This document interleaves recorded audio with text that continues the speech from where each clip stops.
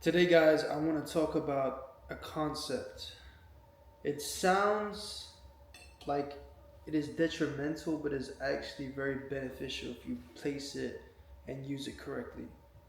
So, the term visualization is used often and often throughout current day. Oh, you got to visualize this, visualize that, and so on. Put it in your mind. And yes, I agree with visualization. I definitely believe it helps with your self identity, absorbing a new identity. Obviously putting that positive mindset, which is so important, right? Because you want to be in the right state of mind. If you're just thinking negatively, you're visualizing the future negatively, it's just going to affect your present moment, right? And as human beings, one of the biggest things for us is the anticipation of the future. So if you're anticipating that the future is going to be negative, then you're going to do negative actions in the present moment, which is not the best. As you can imagine, we've all been there. We've done bad things, and we paid the consequences for those actions. But there's a concept I want to talk about, not necessarily positive visualization. You probably all know about that. But I want to talk about the impact and the benefits of using negative visualization strategically. And so, what do I mean by that? Let's say for every action, there's a consequence, whether that's positive or negative. So, let's say that you wanted to, I don't know, you're addicted to smoking cigarettes, right?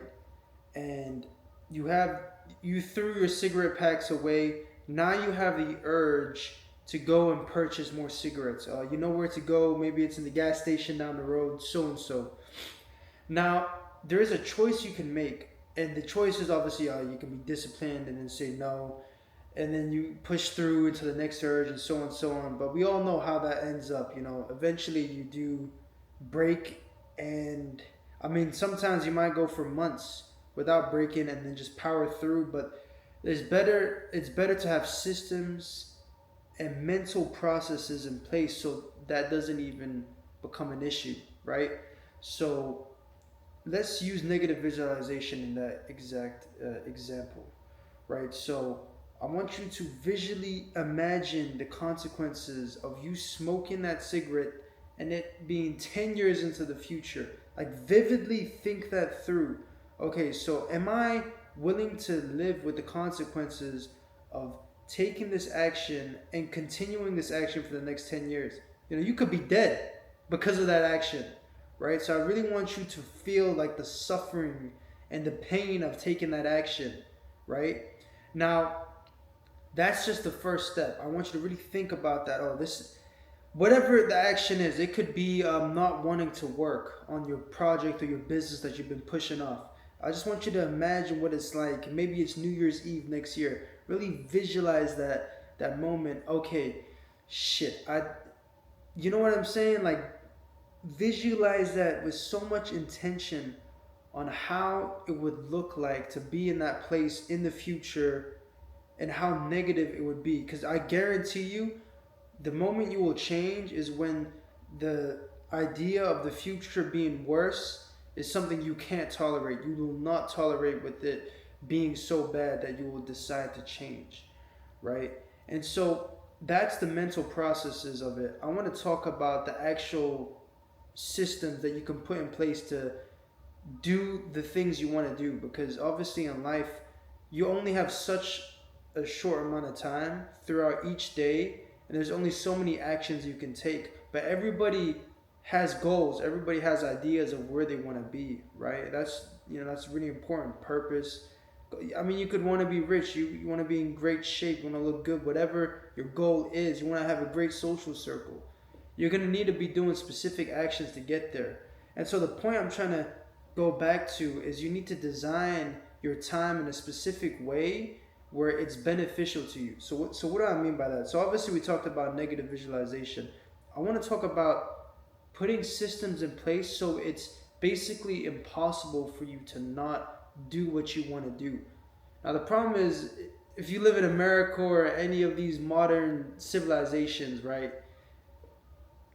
There are so many things taking your attention, right? There's so many things. You could go. 30 seconds, and you will have something in your face that will be the most entertaining thing in the world. Now imagine this. Compare the difference between sitting down, doing 50 cold calls on the phone versus watching like your favorite movie or eating like the nicest ice cream or food or whatever shit, or smoking like a great cigar or cigarette. Like, honestly, what the answer should be obvious, right? Obviously, it's going to be the one that's instant gratification versus delayed gratification. Now the problem is there's so many things in today's society that doesn't seem like it's major because it's been on institutionalized on such a massive degree where everyone in society does it, where it seems like it's not a big deal, but it really is a big deal. And some people might think that you're obsessive and thinking in this perspective, but truly, if you want to succeed and you truly want to do the things that you want to do and you want to reach success and you want to reach the highest version of yourself, you don't want to be like, shit, another year's passed and nothing has changed, because that's one of the worst feelings. Feelings of regret, feelings that you're not living up to your greatest potential.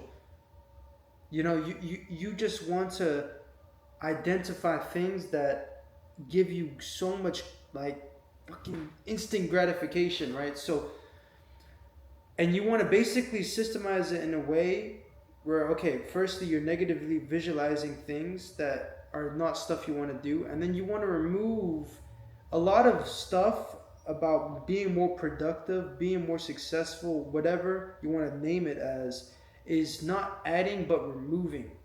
So simple things like, okay, listening to music in the car. Let's say you're on the way to do work, right? You're listening, you're scrolling through Spotify, you're listening, trying to get the best songs for the drive. By the time you get there, 30 minutes there, you could have been scrolling on your phone, done this, done that. Do you really think you're going to have the capacity to sit there with laser focus and go through a multitude of different tasks, especially if you're running a business? You got to look at the highest priority, the most return on investment for your time. You got to maybe deal with some admin work between other people, and now you're balancing their schedules with yours and client schedules. There's a whole shitstorm of things that you need to get done. So if your mind was scattered from the car moment, obviously it's going to have a detrimental effect on your focus in the work, right? So simple thing like cutting out music in the car doesn't mean you don't ever listen to music, but how about this? Instead of listening to music in the car, you listen to a very specific type of music whilst you work. So it encourages you and you make the hard thing easy, right? Another thing is blocking out sound, putting some headphones in, removing any distractions around you. So when you sit down, there's nothing on your table. It's just your laptop, maybe a notebook, and that's it. You can't see anything else. You got your headphones in, maybe the light's a little bit low, so you can have that focus and that locked in, zoom in focus that you need to get the work done successfully. Other examples, cutting out sugar. I mean, if you're always eating sugar, you're not going to have that mental capacity. I know it sounds ridiculous, but and I don't want to go on a dopamine tangent talking about, dopamine this, dopamine that, but it really does have an effect when your dopamine spikes and now it crashes below baseline level, and now you need the dopamine to basically do the work, but you're below baseline, so now you do another instant gratification activity. So what I want you to do is I want you to get out a pen and paper, and I want you to write down all the things in your life that you think that you know what you can basically remove. I know it might sound weird, like, okay, movies, TV shows, YouTube, maybe save that for the weekends, or maybe cut out completely if you really want to fucking change. If you really want to see that massive gradual change in your life, just cut out everything. Who cares if it's excessive? If you want excessive results, you can't. If you want abnormal results, do not expect to put in normal actions. That it doesn't make sense. 1 + 1 = 2. What you put in is what you get out. So if you're just putting in what everyone else is putting in, then expect to get what everyone else wants. And I know that's not what you want. So the important fact is that you gotta just write down a list of everything. Okay, whether that's watching TV, cutting out junk food, tracking your macros, use a Notion app, just put a table Monday, Tuesday, Wednesday, Thursday, Friday, so on, track your calories, put it into a specific, okay, now you're working towards your health goals. Start tracking stuff. Start looking at data. Start analyzing all the details in your life. Those details, they matter because they help you move towards your goal. And then also, it's skin in the game. You're putting more intention, you're putting more effort. Figure out how you can put more effort and more intention into the work. It doesn't mean you're just sitting there and writing and doing shit on your laptop. It means like actually thinking with your brain on how you can actually make progress towards your goals, right? Anyways, if you have any problems or anything like that, negative visualization is going to help. Positive visualization helps, but also negative visualization of the future and how that's going to suck being in that place. Remove all the other stuff so it makes it so easy for you to do the thing that you actually want to do. So whether that's going to the gym, make it easy for you to go to the gym. And then when you actually do that hard activity, the activity that most people would delay, but you actually stuck through and you did that activity, what I want you to do is I want you to reaffirm to your identity, to your subconscious mind, and I want you to program yourself. Be like, yeah, good shit, good job. Congratulate yourself, because no one else is going to congratulate you, mate. You got to do it on yourself. It's you're born in this world alone and you leave this world alone. It's sad, but you're the only one who's going to take you to the gym. You're the only one who's going to get jacked, rich, whatever goal you want. It's up to you. So it's imperative that you take that initiative, right? It's imperative that you think, okay, what can I remove? What do I not need in my life? How can I make it easy for me to do X, Y, Z, whatever? But yeah, that was a little quick video for you guys. I hope you got some value. One book I would recommend if you have any free time is The Book of Five Rings. It's a great book. It talks about mentality, mindset, just how to move through life. See, for me, I'm the type of guy, it's not even a long book. I think it's like 45 pages long. I'm to sit, like, in this fast-paced world, to sit there and really read a whole, like, 300-400 page book. For me, it's like, okay, what's the purpose of the book? Is to basically absorb information and knowledge, right? So you can apply it to your life. I'll just put on, like, YouTube, have everything black and white. That's another benefit, right?